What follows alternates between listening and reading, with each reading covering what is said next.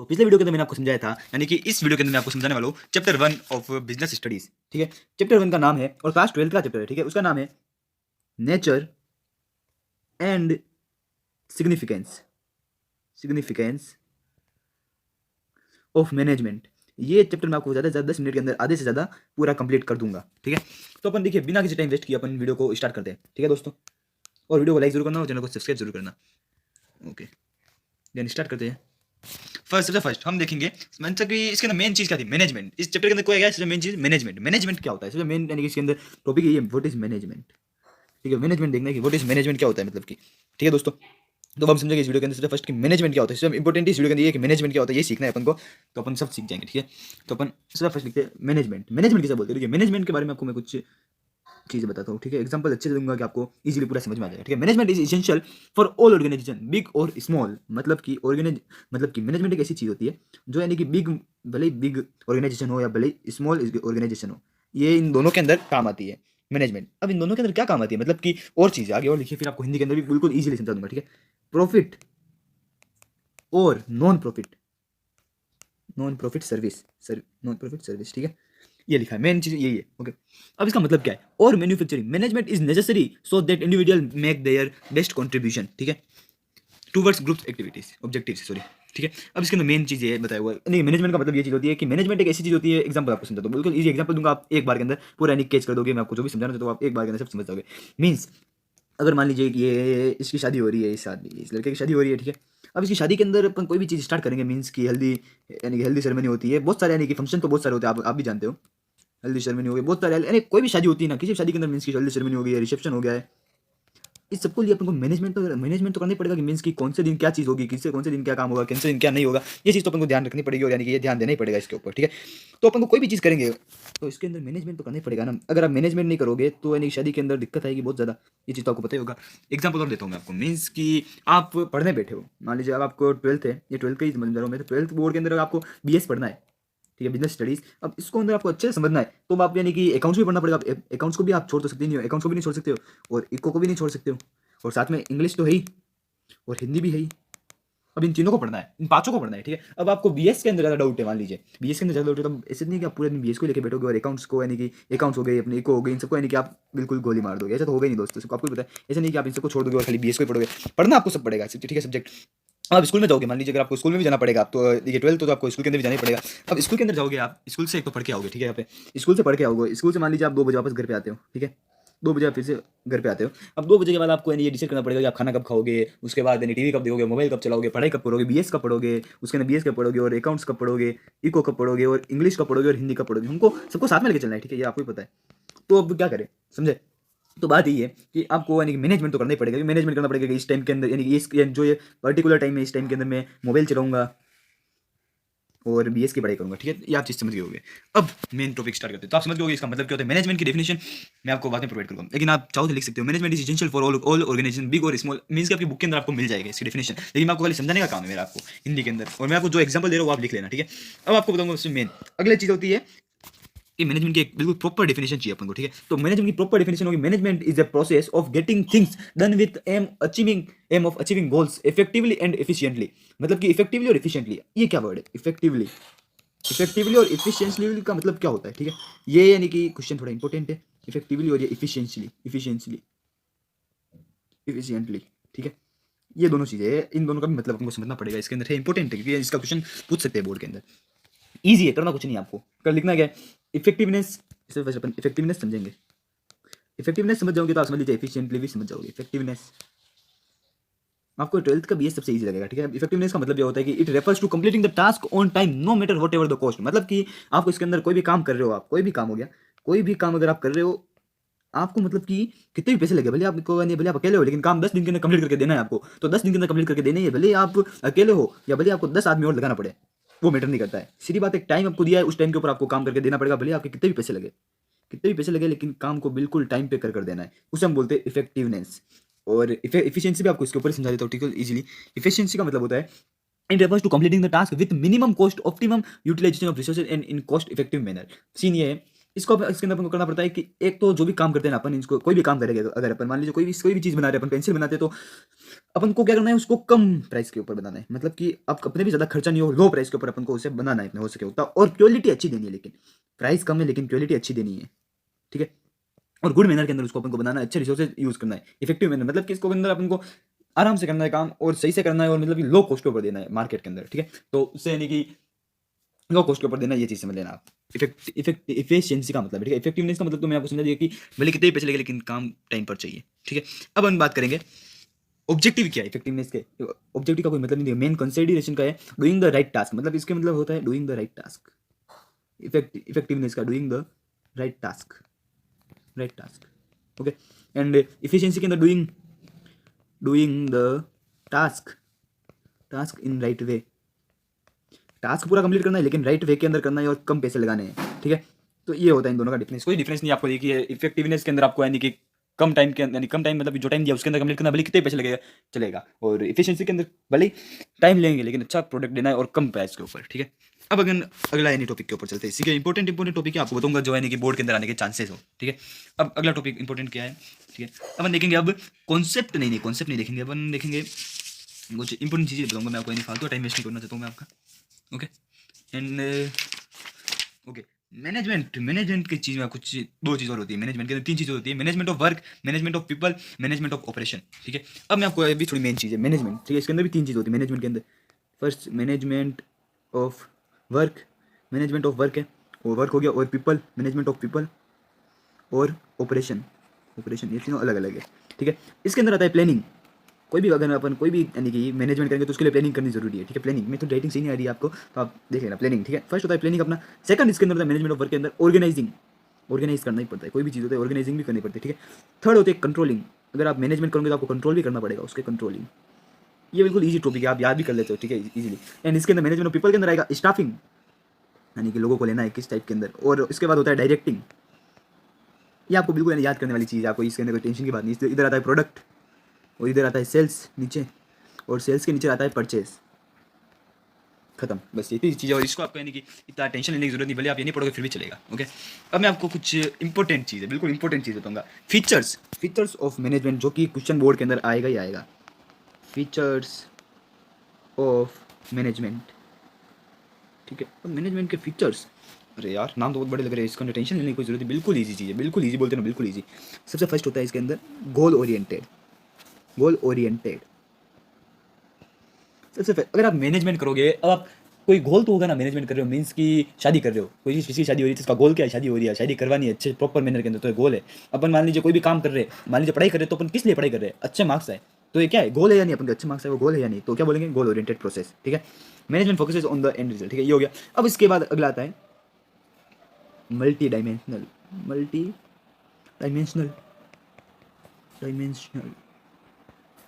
अब इसके अंदर क्या होता है, देखिए, management is multi face, focus on three main activities, management of work, people and operation. इसके अंदर भी तीन चीज होती है, वर्क मैंने अभी आपको बताया था, वर्क और पीपल और ये ऑपरेशन, ठीक है। इसके अंदर खाली तीन चीज़ याद रखनी, मल्टी डायमेंशनल, वर्क, पीपल और ऑपरेशन, ठीक है। ये याद रखने जैसी चीज़, ये ईजी, यानी कोई तो कोई टफ नहीं है। अब हमारा सबसे इंपॉर्टेंट वर्ड है, यानी कि पूरी बीएस के अंदर से ज़्यादा इंपॉर्टेंट वर्ड बोलते नहीं है क्या, वो सबसे इंपॉर्टेंट वर्ड है, वो थर्ड वर्ड है, उसका नाम है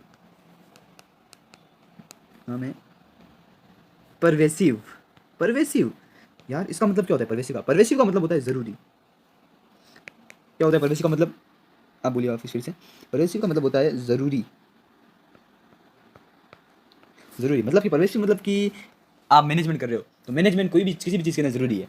परवेसिव मतलब कि ज़रूरी, बस ये चीज़ समझ लीजिए, और कुछ नहीं है। परवेसिव मतलब ज़रूरी है। इसे हम बोलते हैं use of management in business as well non business organisation everywhere universal, मतलब कि ये सब जगह यूज़ होता है परवेसिव, बस ये चीज़ है।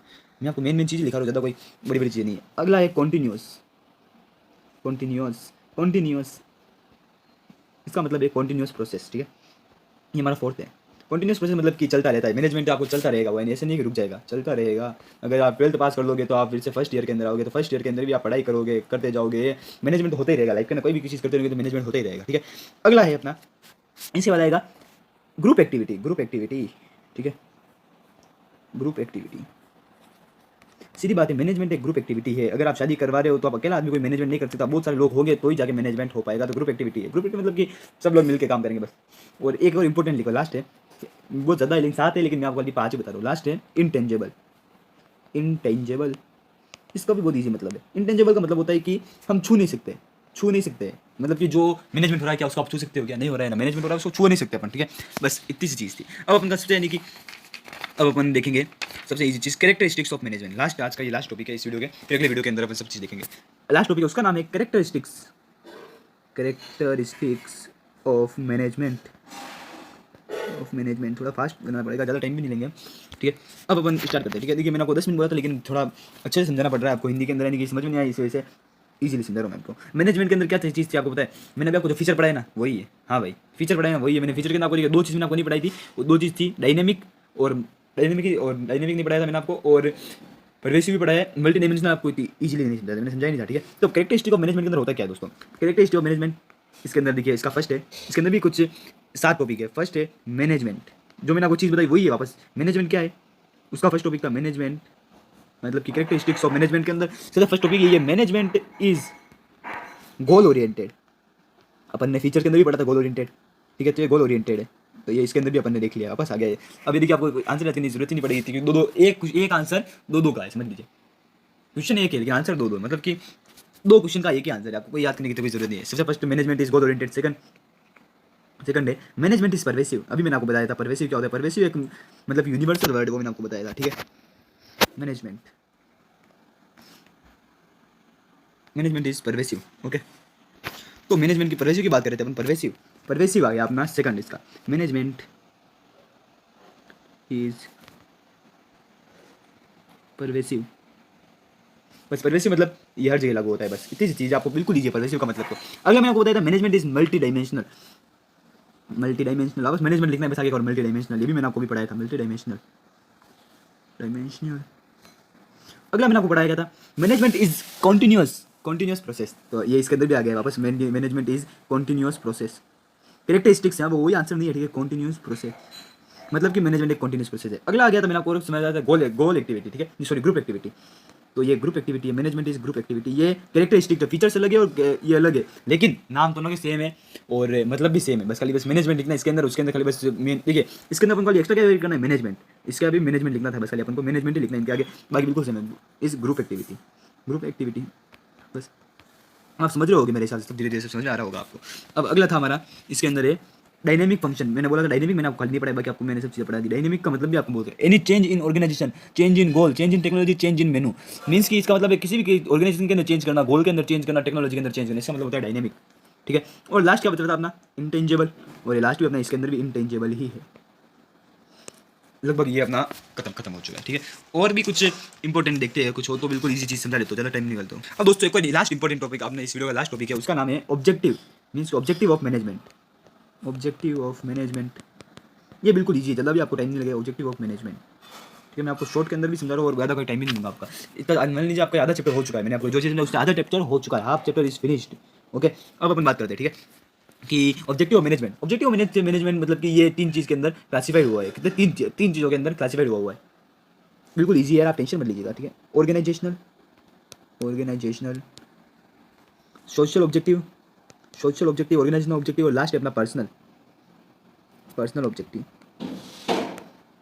बस ये 3 ही। अब इन 3 को भी अपन को देखिए एक्सप्लेन करना पड़ेगा, लेकिन एक्सप्लेन मैं आपको बिल्कुल इजी तरीके के अंदर समझा दूंगा अभी के अभी, और आपको अभी के अभी आपको सारे याद हो जाएंगे, ठीक है। इसकी सीन क्या है, इसको आपको याद क्या करना है। अब ऑर्गेनाइजेशनल के अंदर आपको देखिए मैं डेफिनेशन नहीं बता रहा हूँ मैं आपको, यानी कि बस टॉपिक बता देता हूँ कि उसको आप अगर हिंदी के अंदर समझ लोगे ना तो आप इजीली इंग्लिश के अंदर भी लिख लोगे। ऑर्गेनाइजेशनल ऑब्जेक्टिव का मतलब होता है कि बिजनेस आपने स्टार्ट किया है, सबसे फर्स्ट आपका ऑब्जेक्टिव ये होगा, अगर आप कोई बिजनेस स्टार्ट करोगे, आप मान लीजिए आप चिंटू, आपका नाम चिंटू है, आप कोई भी बिजनेस स्टार्ट करोगे, ठीक है। तो आप बिजनेस स्टार्ट करने से तब आप क्या सोचोगे कि बिजनेस चलना तो चाहिए अपन को, सबसे पहले स्टार्ट करोगे तो थोड़ा 1 महीना या 2-3 महीने टिकना तो पड़ेगा, 1 साल टिकना तो पड़ेगा, तो उसे अपन क्या बोलते हैं, सर्वाइवल। सबसे फर्स्ट ऑब्जेक्टिव हो गया अपना सर्वाइव करना है अपन को बिजनेस के अंदर, यानी डूबना नहीं आते, यानी मान लीजिए 2 या 3 महीने चले डिमोटिवेट होकर वापस छोड़ के चले गए, बस ऐसा होगा तो बिजनेस कोई नहीं कर सकता है। सेकंड है अपना, उसका नाम है प्रॉफिट चाहिए कुछ भी हो, ठीक है, ऑर्गेनाइजेशनल के अंदर प्रॉफिट। और थर्ड है अपना ग्रोथ। अब इसका मैं आपको अच्छा एग्जांपल दे दूं आपको, पार्ले जी नाम तो आपने सुना होगा। पार्ले जी आपको लगता होगा प्रॉफिट के अंदर, यानी पूरे यूनिवर्सल मींस कि अधिकतर सब कंट्रियों के अंदर लगभग पार्ले जी चलता है, लेकिन आप सोचते हो कि पार्ले जी बहुत ज़्यादा प्रॉफिट कमा रहा है, लेकिन नहीं, ये गलत है। पार्ले जी प्रॉफिट नहीं कमा रहा, पार्ले जी क्या कर रहा है आपको पता है, सर्वाइवल। अभी तक भी सर्वाइवल मतलब कि ये इस टाइप के ये तीनों चीज़ है अभी उसके ऊपर अंदर, तीनों चीज़ में चल रहा है। ना ज़्यादा प्रॉफिट है, थोड़ा कुछ प्रॉफिट कमाता है पार्ले जी, ग्रोथ भी कुछ नहीं है पार्ले की, यानी बहुत धीरे धीरे, और सर्वाइव तो किया हुआ ही है, प्रॉफिट भी कम कमाता है, ग्रोथ भी इतनी हो रही है पार्ले जी की, ठीक है। ऑर्गेनाइजेशनल कंप्लीट, ठीक है, कंप्लीट हो चुका है, हाँ, बहुत बड़ा ये टॉपिक है, कंप्लीट हो चुका है ये भी। अब अगला था अपना सोशल ऑब्जेक्टिव। सोशल ऑब्जेक्टिव का मतलब क्या होता है, ठीक है, मैं आपको देखिए बहुत जल्दी समझा रहा हूँ, बहुत जल्दी, इतना जल्दी आपको कोई नहीं समझा सकता है, ठीक है। ऑब्जेक्टिव, द मेजर, अब देखिए social objective of the organisation deal with the commitment of organisation towards the society business organisation. ये देखिए फालतू चीज पढ़ोगे तो दिमाग का वाट लगेगा, तो आपको मैं इजीली समझा लेता हूँ। करना क्या होता है सोशल, एक आपको हिंदी के अंदर सुनूंगा ना तो ज़्यादा समझ आएगा। Supply of quality products at reasonable price. सबसे फर्स्ट तो आपको कोई भी चीज़ अगर आप बेचते हो, कोई भी चीज़ अगर आप बेचते हो तो आपको क्या करना है, उसको रीजनेबल प्राइस मतलब कि कम प्राइस के ऊपर बेचना है, कम प्राइस के ऊपर बेचना है। सेल इन लो प्राइस, ठीक है, फर्स्ट ये हो गया, इतनी सी ईजी चीज़ है। सोशल ऑब्जेक्टिव के अंदर ये होता है कि मतलब कि आपको लोगों की भलाई करनी है, इसको कम प्राइस पे बेचोगे तो लोगों की भलाई होगी, ठीक है। Okay, generation of economic wealth, ठीक है, इसको भी छोड़िए। Financial support of community, generation of employment opportunities, organisational and educational health and vocational, ठीक है, participating actively social service, okay, using environmental friendly methods of production, मतलब कि अपन को यानी कि इन्वायरमेंट को यानी खराब नहीं करना है, अपन को इन्वायरमेंट को खराब नहीं करना, अपन कोई भी काम करें इन्वायरमेंट को खराब नहीं करना है, अपन को सोशल रिस्पॉन्सिबल बनना है, अपन को खाली रिस्पॉन्सिबल बनना है। सोशल मतलब कि लोगों की भलाई, अपने इन्वायरमेंट की भलाई, बस इतनी सी चीज़ है इसके अंदर। आपको कम चीज़ यानी कि कम प्राइस के ऊपर आपका सामान आपको बेचना है, ये आपको समझ में आ गया होगा। सोशल ऑब्जेक्टिव भी खत्म, हाँ इतना बड़ा नहीं है। अगर आप डेफिनेशन देखोगे तो आपका सर घूमेगा, तो आप हिंदी के अंदर समझ लोगे तो आप इसके ऊपर बनाकर भी लिख सकते हो आंसर, और गलत नहीं होगा, ठीक है। अपना लास्ट बचा है अब, और लास्ट टॉपिक यही है, पर्सनल ऑब्जेक्टिव। पर्सनल ऑब्जेक्टिव ये लास्ट है अपना। पर्सनल ऑब्जेक्टिव के अंदर क्या होता है वो देखते हैं, ठीक है। इसके अंदर होता है competitive salary to fulfill financial needs of employees, promotion training, personal growth and development of employees to fulfill estimate and other higher level needs of employee, peer recognition, self respect, respect for, देखिए इसके अंदर मतलब क्या होता है personal के अंदर। सबसे फर्स्ट तो एक तो आप क्या करोगे, करियर। इसके अंदर देखिए आप अपना भी करियर देखोगे, सीधी बात है, करियर देखना पड़ेगा अगर आपको, ठीक है। और सैलरी मतलब कि आपकी सैलरी लोगों को देनी, अगर आपको पर्सनल ऑब्जेक्टिव के अंदर लोगों की भी भलाई करनी, मतलब कि competitive salary to fulfil financial needs of employees, मतलब कि आपको भी किसी को भी काम पे रखो तो उसको सैलरी सही से देनी है, मतलब कि सही सैलरी देनी है कि उसको फाइनेंशियल फुलफिल हो जाए, ठीक है। प्रमोशन देना है, आप किसको भी काम पे रखो तो उसको प्रमोशन तो देना ही है, ठीक है। प्रॉपर ट्रेनिंग देनी है अपन को उसको, ठीक है, ट्रेनिंग देनी है प्रॉपर, बिल्कुल।